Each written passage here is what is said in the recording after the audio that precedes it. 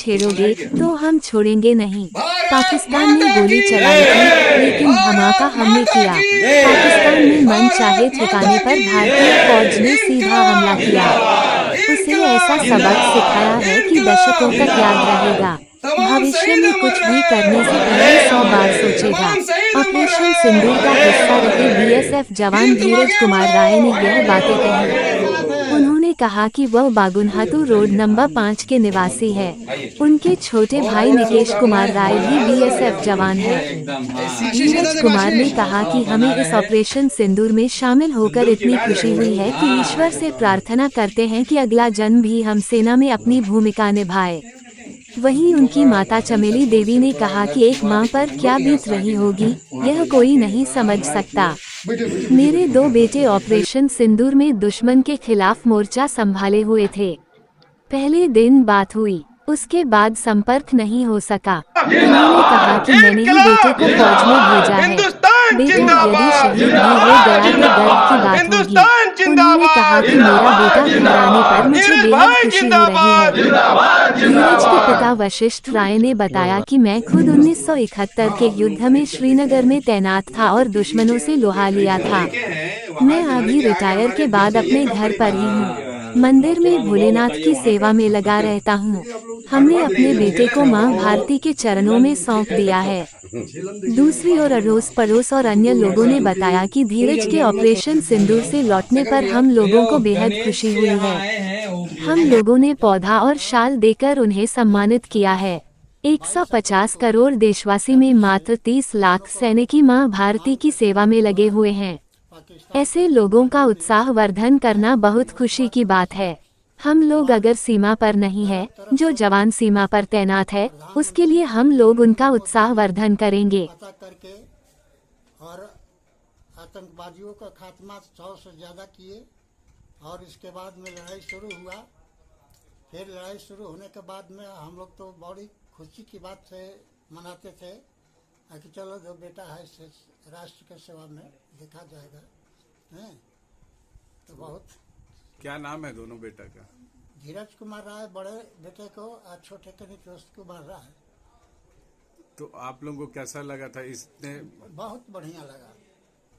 Jammu sector में थे बड़ा बेटा धीरज कुमार राय और संभा में थे निकेश कुमार राय।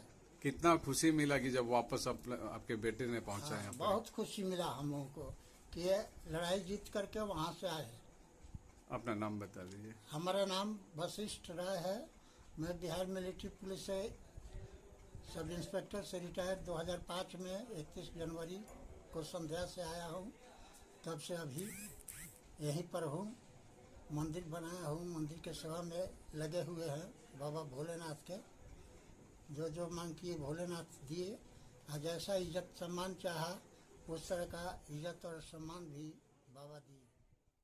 हम तो ये जन्मदाता है, हम जन्म दे दिया, लड़का के पोस पाल के सयान करके नौकरी लगा दिया, भारत माता को शरण में सौंप दिया। और ये कहेंगे कि हे भारत माता, जैसे हमारा लड़का खुशी से रंग जीत के आया तैसे सभे आया, दिल बहुत खुश हुआ।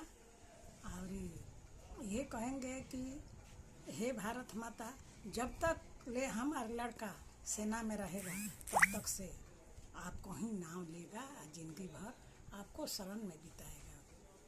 कैसा लोग जैसे आपके घर पहुंचे दोनों बेटा, कैसे लोगों को भीड़ लग गई होगी? हाँ, आदमी अभी तक काल बड़का आया है, वो तो पहले ही आ गया है।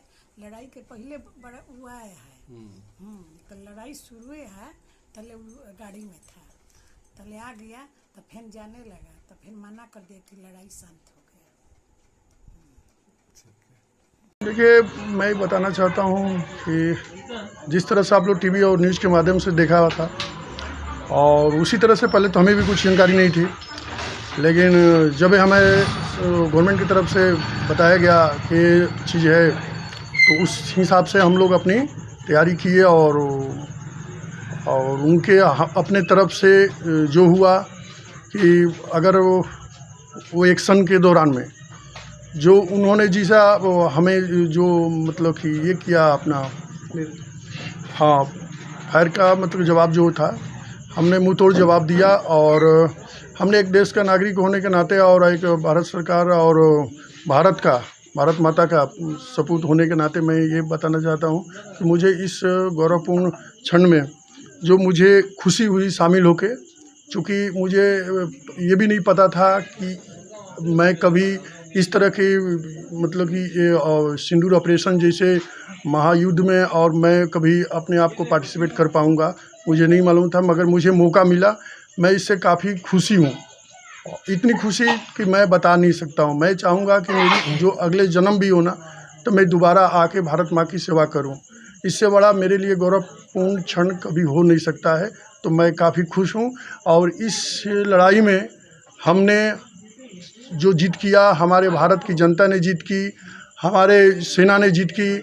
और जो मतलब 1 अरब 20 करोड़ की जो आबादी है, उन सभी की जीत हुई है। तो इससे बढ़ के कोई मतलब खुशी हो ही नहीं सकती है। तो इसी के साथ हम बताते हैं कि मुझे मतलब कि बहुत ही खुशी हो रही है। और धन्यवाद। जय हिंद, जय भारत। आप जम्मू सेक्टर में तैनात थे और जैसे 7 तारीख को भारत ने आतंकियों और ठिकानों पर हमला किया, उसके बाद लगातार उस तरफ से गोलीबारी चालू हो गई थी। देखिए, बता रहे कि जैसा उधर से हुआ जवाबी कार्रवाई में, हम लोग कभी हमारे जो जितने भी जल थल नभ जो भी हमारे साथी लोग मौजूद थे, वो कहीं से कोई चूक नहीं किए। उनका मुंह तोड़ जवाब दिए हम लोग। और जवाब दिए क्या, बुरी तरह से, जो कल्पना नहीं कर सकता उससे ज़्यादा हम लोग किए। और इसमें हमारी भारत देश की बहुत बड़ी जीत है, इससे बड़ी कोई जीत हो ही नहीं सकती। इस पूरे ऑपरेशन में सरकार का कैसा मदद मिला आप लोगों को? भरपूर मिला। जो मतलब कल्पना था, कल्पना से ऊपर ही मिला। एक सैनिक नाते होने के कारण आप ये कह पाएंगे कि अगर पाकिस्तान दोबारा हम पर इस तरह की हमला करने की कोशिश करे तो उसको किस तरीके से जवाब दिया जाएगा? हम जैसा कि कुछ देर पहले बताए, हमें छेड़ोगे हम छोड़ेंगे नहीं। मेरा यही है कि अगर आप हमें छेड़ोगे हम आपको छोड़ेंगे नहीं। पूरा बुरी तरह से हम बता रहे हैं कि वो कल्पना भी नहीं कर सकते, उन कल्पना से परे कर सकते हैं।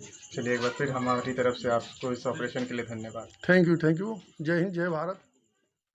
बहुत बहुत धन्यवाद आपका। सर्वप्रथम तो ये बोलना चाहेंगे कि हम लोग यहाँ आकर के बहुत अपने को गौरवान्वित महसूस कर रहे हैं। 150 हमारा आबादी है, 150 करोड़ की जनसंख्या में सिर्फ 30 लाख सैनिक हैं जिनके भरोसे देश को हम लोग चलाते हैं। और उन 30 लाख सैनिकों के बल पे ही सारा देश टिका हुआ है। उन पर हम लोग गर्व करें और ये हर व्यक्ति के मन में ये भावना हो कि जो सैनिक है, जो सैनिक हमारे लिए लड़ रहा है, उसको हम हमेशा सम्मान की दृष्टि से देखें और सम्मान हम उनको समय समय पर करें, ताकि हम तो युद्ध कर नहीं सकते, कम से कम हमारे तरफ से वो हमारे प्रतिनिधित्व कर रहे हैं। बॉर्डर पर गोलियों की तड़तड़ाहट के बीच में वो खड़े हैं और जवाबी कार्रवाई दे रहे हैं, सीना पर गोली खाने से नहीं डर रहे हैं।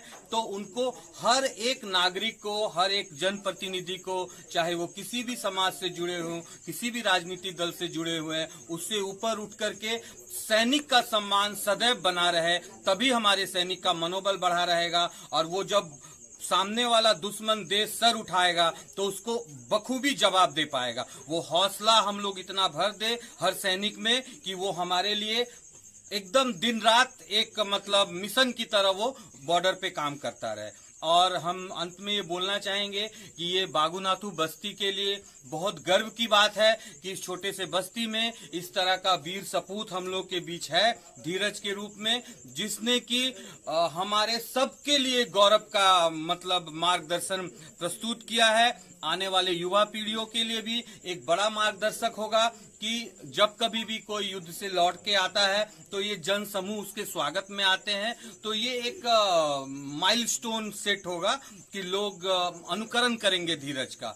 और हम लोग आए हैं, सभी भाई लोगों ने मिल करके सौहार्दपूर्वक धीरज का हौसला बढ़ाया है, पुष्प गुच्छ दिया हुआ है, एक हम लोगों ने पौधा दिया है और शॉल उड़ा करके सम्मानित किया है और उसके ऊर्जा को बढ़ाने का काम किया है। और हमेशा हम लोग का ये प्रयास रहेगा कि उसकी ऊर्जा को बढ़ाया जाए, हर सैनिक की ऊर्जा को बढ़ाया जाए और सैनिकों के सम्मान में हम हमेशा हृदय से तत्परता दिखाएं। बहुत बहुत धन्यवाद। मेरा नाम चंदन मिश्रा है।